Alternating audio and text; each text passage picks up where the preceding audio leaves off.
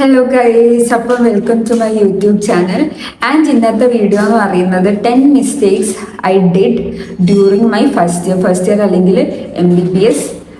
അത് കാരണം ഞാൻ ഒത്തിരി അനുഭവിച്ചിട്ടുണ്ട്. അതാണെങ്കിൽ എനിക്ക് പബ്ലിക്കായിട്ട് പറയുന്നതിനോട് താല്പര്യം കുറവാണ്. എന്നാലും സീരിയസ്ലി ഫസ്റ്റ് ഇയർ നല്ല പ്രശ്നമായിട്ടുണ്ട്. എനിക്ക് പറ്റിയ കുറച്ച് തെറ്റുകൾ കാരണം. അപ്പം നിങ്ങൾ ഇനിയിപ്പോൾ MBBS ജോയിൻ ചെയ്യുവാണെങ്കിൽ നിങ്ങൾക്ക് ഈ മിസ്റ്റേക്സ് പറ്റാതിരിക്കാൻ വേണ്ടിയിട്ടാണ് ഞാൻ ഇത് ഒരു വീഡിയോ ആയിട്ട് ചെയ്യാമെന്ന് വിചാരിച്ചത്. അപ്പോൾ ഈ 10 മിസ്റ്റേക്സ് നിങ്ങൾ എല്ലാവർക്കും MBBS അല്ല ഏത് കോളേജിൽ ജോയിൻ ചെയ്യുമ്പോഴും നമുക്ക് പറ്റുന്ന ഒരു കാര്യമാണ്. അപ്പോൾ നിങ്ങൾ ഈ വീഡിയോ മൊത്തം കണ്ടു നോക്കുക, എന്നിട്ട് ഈ തെറ്റ് വരുത്താതെ നോക്കുക. അപ്പോൾ ശരി, നമുക്ക് വീഡിയോയിലേക്ക് കടക്കാം. ആദ്യം തന്നെ ഞാൻ ഈ വീഡിയോ ഭയങ്കര കൺസൈസായിട്ട് പറയാം. കാരണം ഇത് കുറച്ച് അത്യാവശ്യം പറയാനുണ്ട്. പക്ഷെ ഞാൻ ചുരുക്കി ഈ 10 മിസ്റ്റേക്സും പറയുന്നതാണ്. അപ്പോൾ ആദ്യത്തെ മിസ്റ്റേക്ക് എനിക്ക് പറ്റിയതാണ്. നമ്മൾ MBBS പോലെ ഒരു കോഴ്സ് പഠിക്കാൻ വരുമ്പോൾ ഏറ്റവും ഇമ്പോർട്ടൻസ് കൊടുക്കേണ്ടത് സ്റ്റഡീസിനാണ്. അപ്പോൾ ആദ്യത്തെ മിസ്റ്റേക്ക് അത് തന്നെയാണ്. Last minute studying. ഞാൻ ഫസ്റ്റ് ഇയർ മോഡലൊക്കെ കഴിഞ്ഞിട്ടാണ് ഫസ്റ്റ് ഇയർ പഠിക്കാൻ വേണ്ടി പ്രോപ്പറായിട്ട് തുടങ്ങിയത്. ഞാനല്ല, നമ്മൾ ഓൾമോസ്റ്റ് എല്ലാവരും അങ്ങനെയൊക്കെ തന്നെ ആയിരുന്നു. ഫസ്റ്റ് ഇയർ അങ്ങനെയാണ് പഠിക്കാൻ തുടങ്ങിയത്. അത് ഭയങ്കര പ്രശ്നമായിരുന്നു. കാരണം അനാട്ടമി പോലൊരു വാസ്റ്റ് സബ്ജക്റ്റ് ഒരിക്കലും നമുക്ക് ലാസ്റ്റ് മിനിറ്റിൽ പഠിച്ചു തീർക്കാൻ പറ്റില്ല എന്ന് ഞാൻ മനസ്സിലാക്കിയ ഒരു സമയമായിരുന്നു അത്. കാരണം അത് ഭയങ്കര കഷ്ടപ്പാടായിരുന്നു. ഇത്ര ടെക്സ്റ്റ് ബുക്സും ഉണ്ടാവും, പിന്നെ പഠിക്കാൻ ഒത്തിരി ഉണ്ടാവും. ലാസ്റ്റ് മിനിറ്റ് നമുക്ക് എന്തായാലും പറ്റില്ല. അപ്പം നിങ്ങൾ പഠിച്ചു തുടങ്ങുന്നുണ്ടെങ്കിൽ നിങ്ങൾ അതിനനുസരിച്ച് ഫസ്റ്റ് ഇയർ പഠിച്ചു തുടങ്ങണം. പിന്നെ രണ്ടാമത്, ഇഗ്നോറിങ് സ്റ്റാൻഡേർഡ് ടെക്സ്റ്റ് ബുക്സ്. നമ്മളിപ്പോൾ നമുക്ക് ഏതെങ്കിലും ഒരു ബുക്ക് ഉണ്ടെങ്കിൽ, ഇപ്പോൾ ഷീല, ഫിസിയോളജിക്ക് ഷീല അല്ലെങ്കിൽ അനാട്ടമി വിശ്രാം സിംഗ്, നമ്മൾ അതായിരിക്കും മാക്സിമം പഠിക്കുക. അതാണല്ലോ നമുക്ക് എളുപ്പം എക്സാമിനൊക്കെ വേണ്ടിയിട്ട്. പക്ഷേ സ്റ്റാൻഡേർഡ് ടെക്സ്റ്റ് ബുക്സ് പക്ക നമ്മൾ ഒരിക്കലും ഇഗ്നോർ ചെയ്യാൻ പാടില്ല. കാരണം അതിനകത്ത് ഉള്ള കുറച്ച് കാര്യങ്ങൾ വളരെ സിമ്പിൾ ആൻഡ് അത്യാവശ്യമുള്ള കാര്യങ്ങളാണ്.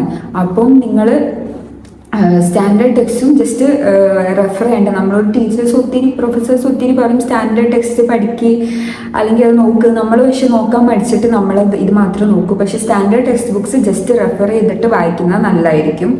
ഇനി അടുത്താണ് പ്രാക്ടിക്കലും ഡിസെക്ഷൻസും ഒക്കെ സ്കിപ്പ് ചെയ്യുന്നത്. ഞാൻ എൻ്റെ ഡിസെക്ഷൻ, അതായത് ഞങ്ങൾക്ക് 9 to 12 ഡിസെക്ഷൻ ആയിരുന്നു. ആൻഡ് ഒരു 2 to 4 പ്രാക്ടിക്കൽസ് ആയിരുന്നു ഈച്ച് സബ്ജക്റ്റിൻ്റെ. ഞാൻ കുറേ സ്കിപ്പ് ചെയ്തിട്ടുണ്ട്. അപ്പോൾ അവസാനം ഡിസെക്ഷൻ ചെയ്താൽ മാത്രമേ നമുക്ക് അനാട്ടമി പഠിക്കാൻ പറ്റൂ. നമ്മൾ ഗ്രോസ് അനാട്ടമി ഡിസെക്ഷൻ വഴിയാണ് പഠിക്കുന്നത്. പ്രാക്ടിക്കൽ ചെയ്തിട്ട് നമുക്ക് പഠിക്കാൻ പറ്റിയില്ലെങ്കിൽ നമുക്ക് പ്രാക്ടിക്കൽ എക്സാമിന് മാർക്ക് കുറയും. അപ്പോൾ നിങ്ങൾ മാക്സിമം ഡിസെക്ഷൻ്റെ ഒരു ഇമ്പോർട്ടൻസ് നമുക്ക് കയറുമ്പം മനസ്സിലാവില്ല. അത് കഴിഞ്ഞ എക്സാമിൻ്റെ ഒക്കെ ടൈമിലാണ് ഡിസെക്ഷൻ ഇത്ര ഇമ്പോർട്ടൻ്റ് ആയിരുന്നു എന്ന് നമുക്ക് മനസ്സിലാവുന്നത്. അപ്പോൾ അതാണ് ഞാൻ ഇത് നിങ്ങൾക്ക് ആദ്യം തന്നെ പറഞ്ഞു തരുന്നത്. പിന്നെ അടുത്താണ് ഡയഗ്രാംസ് നെഗ്ലക്റ്റ് ചെയ്യുന്നത്. നമ്മൾ KHS എങ്ങനെയാണെന്ന് വെച്ചാൽ എഴുതുന്നതിനേക്കാളും കൂടുതൽ ഡയഗ്രാംസിനാണ് ഇമ്പോർട്ടൻസ് കൊടുക്കുന്നത്. ഇപ്പോൾ അനാട്ടമി ഒക്കെ ആണെങ്കിൽ അതുമാതിരി ഫിസിയോളജിയാണ് ഫ്ലോ ചാർട്ട്, അതേപോലെ ബയോകെം ആണെങ്കിലും ചാർട്ട്, ഇതൊക്കെ ഭയങ്കര ഇമ്പോർട്ടൻ്റ് ആണ്. അത് നമ്മളൊരു 12th ഒക്കെ പഠിക്കുമ്പോൾ നമുക്ക് ജസ്റ്റ് ഒരു 3-4 ഡയഗ്രാം അവർ പറയുന്ന ഡയഗ്രാം അത് പഠിച്ചു വെച്ചാൽ അത് വരയ്ക്കും, അങ്ങനെയല്ലായിരുന്നു. പക്ഷേ ഇനി കാണുന്ന എല്ലാ ഡയഗ്രാം നിങ്ങൾ വരച്ച് പഠിച്ചോ. കാരണം എല്ലാ ഡയഗ്രാം നിങ്ങൾക്ക് ആവശ്യം വരും. ഡയഗ്രാം വഴിയാണ് പഠിക്കാൻ എളുപ്പം. അപ്പം അതായിരുന്നു എൻ്റെ 4ാമത്തെ മിസ്റ്റേക്ക്. ആൻഡ് 5ാമത്തെ mistake, not making short notes. നിങ്ങൾ വായിക്കുന്ന ആൾക്കാരാണെങ്കിൽ നിങ്ങൾ ഷോർട്ട് നോട്ട്സ് മസ്റ്റായിട്ട് ഉണ്ടാക്കി അനാട്ടമി ഒക്കെ ഫൈനലി നിങ്ങൾക്ക് നല്ല എളുപ്പത്തിൽ വായിച്ചെടുക്കാൻ പറ്റുന്നതായിരിക്കും. വെറും ഷോർട്ട് നോട്ട്സ് മാത്രം വായിച്ചിട്ട് നിങ്ങൾക്ക് എക്സാം പോയിട്ട് പാസ്സാക്കുക. അപ്പോൾ നിങ്ങൾ മാക്സിമം ഷോർട്ട് നോട്ട്സ് ഉണ്ടാക്കാൻ വേണ്ടി നോക്കുക. ആൻഡ് അടുത്താണ് പുവർ ടൈം മാനേജ്മെൻറ്റ് നമുക്ക് നന്നായിട്ട് വേണം. അതായത് അത് എല്ലാ കോഴ്സിലും എല്ലാ കാര്യത്തിലും അങ്ങനെയാണല്ലോ. അപ്പം ഇന്ന സമയത്ത് ഇത്ര പഠിക്കും, ഈ സമയത്ത് ഇത് ചെയ്യും, ആ സമയത്ത് കറക്റ്റ് ടൈം വെച്ചിട്ട്. പിന്നെ എക്സാമിൻ്റെ സമയത്തും അതുപോലെ ടൈം മാനേജ്മെൻറ്റ് നമ്മൾ എഴുതുമ്പോൾ, നമ്മൾ ആദ്യത്തെ ഇൻറ്റേർണൽ തൊട്ട് എഴുതുമ്പോൾ നമ്മൾ ഈ ടൈമിനകത്ത് തീർത്ത് ശീലിക്കേണ്ട. അല്ലെങ്കിൽ ഒരിക്കലും ഫൈനൽ എക്സാമിന് നമുക്ക് പേപ്പർ എഴുതി തീരാൻ പോലും പറ്റില്ല. ആൻഡ് 7ാമത്തെ മിസ്റ്റേക്കാണ് ഗ്രൂപ്പ് ഡിസ്കഷൻസ് അവോയ്ഡ് ചെയ്യുന്നത്.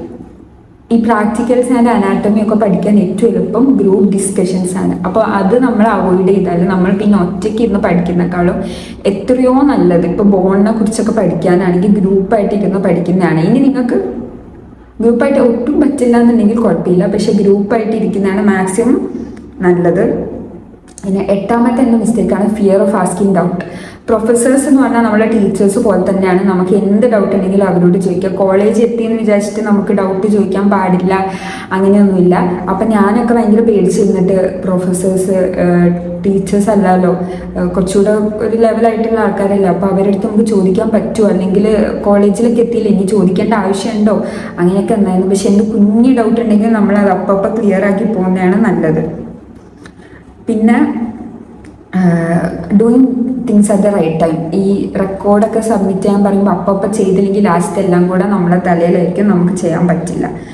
പിന്നെ അടുത്തത് മെയിനായിട്ടുള്ളൊരു കാര്യം, നമ്മുടെ സ്റ്റഡീസും ലൈഫും തമ്മിൽ നമുക്ക് എപ്പോഴും ഒരു ബാലൻസ് വേണം. നമുക്ക് സ്റ്റഡീസാണ് ഇപ്പം നമുക്ക് സ്റ്റഡീസാണ് ഏറ്റവും ഇമ്പോർട്ടൻ്റ്. അത് വിചാരിച്ചിട്ട് നമ്മൾ ലൈഫിൽ ഭയങ്കര എന്താ പറയുക ഡിപ്രസ്ഡ് ആൻഡ് സാഡ്, ഒന്നിലേക്കും പ്രോഗ്രാംസിനൊന്നും പങ്കെടുക്കാതെ ഡൗൺ ആയിട്ട് അങ്ങനെ ഇരിക്കേണ്ട ആവശ്യമൊന്നുമില്ല. സ്റ്റഡീസ് അതിൻ്റെ സെക്ഷനിലൂടെ പോകും. നമ്മൾ കറക്റ്റ് ടൈം വെച്ചത് ലൈഫ് വിൽ എൻജോയ്. നമുക്ക് അതിൻ്റെ കാരണം നമ്മൾ കഷ്ടപ്പെട്ട് നേടിയ MBBS ആണ്, അത് നമ്മൾ എൻജോയ് ചെയ്തിരിക്കും. ആൻഡ് ഇനി അടുത്തതാണ് giving social life more importance. ഇത് കഴിഞ്ഞ പോയിന്റായിട്ട് ബന്ധപ്പെട്ടാണ്. ഫസ്റ്റ് തന്നെ കോളേജിൽ ചെന്നിട്ട് എനിക്ക് വലിയൊരു ഗ്യാങ് ഉണ്ടാക്കണം, എനിക്ക് അടിപൊളിയായിട്ട് അടിച്ചു കുടിച്ച് നടക്കണം, ആ തോട്ട് നമുക്ക് വരും. നോർമലി നമ്മൾ ഹ്യൂമൻസ് അല്ലേ, നമ്മൾ സോഷ്യലൈസ് ചെയ്യും, ഇങ്ങനെ കറങ്ങി നടക്കണം, വലിയ ഗ്യാങ് ഉണ്ടാക്കണം, ഫുള്ള് ഫണ്ണായിരിക്കണം. അത് ആദ്യം അതൊന്ന് കുറയ്ക്കുക. കാരണം അതിലേറെ ഇമ്പോർട്ടൻ്റ് ആണ് നമുക്ക് സ്റ്റഡീസ് കഴിഞ്ഞിട്ടേ നമുക്ക് എന്തുള്ളൂ. അപ്പം ആദ്യം നമുക്ക് സ്റ്റഡീസാണ് ഏറ്റവും ഇമ്പോർട്ടൻറ്റ്. സ്റ്റഡീസിന് കൊടുത്തതിന് ശേഷം നമുക്ക് സോഷ്യൽ ലൈഫ് ആണെങ്കിലും പ്രോഗ്രാംസ് ആണെങ്കിലും എന്തിനാണെങ്കിലും നമ്മൾ ആ ഒരു ഇമ്പോർട്ടൻസ് കൊടുക്കാൻ പാടും. അപ്പം ഇത് നമ്മൾ പഠിക്കും, നമ്മൾ സോഷ്യൽ ലൈഫും സ്റ്റഡീസും മാനേജ് ചെയ്യാൻ വേണ്ടിയിട്ട് നമ്മൾ പയ്യെ പഠിച്ചു വന്നോളും. പക്ഷെ അത് ഫസ്റ്റ് ഇയറിൽ തന്നെ പഠിക്കുന്നതാണ് ഏറ്റവും നല്ലത്.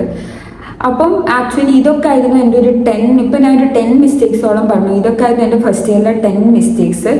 അപ്പം നിങ്ങൾക്ക് ഈ മിസ്റ്റേക്സ് പറ്റാതിരിക്കട്ടെ. നിങ്ങൾ ഫുൾ വീഡിയോ കണ്ടിട്ടുണ്ടെങ്കിൽ നിങ്ങൾക്ക് മനസ്സിലാവും. ആൻഡ് എൻ്റെ ചാനൽ, എൻ്റെ വീഡിയോസ്, എൻ്റെ കണ്ടന്റ് ഇഷ്ടപ്പെടുവാണെങ്കിൽ please like, share and subscribe. ഞാൻ എപ്പം പറയുന്ന പോലെ നിങ്ങളുടെ സപ്പോർട്ടാണ് എനിക്ക് ഏറ്റവും വലുത്.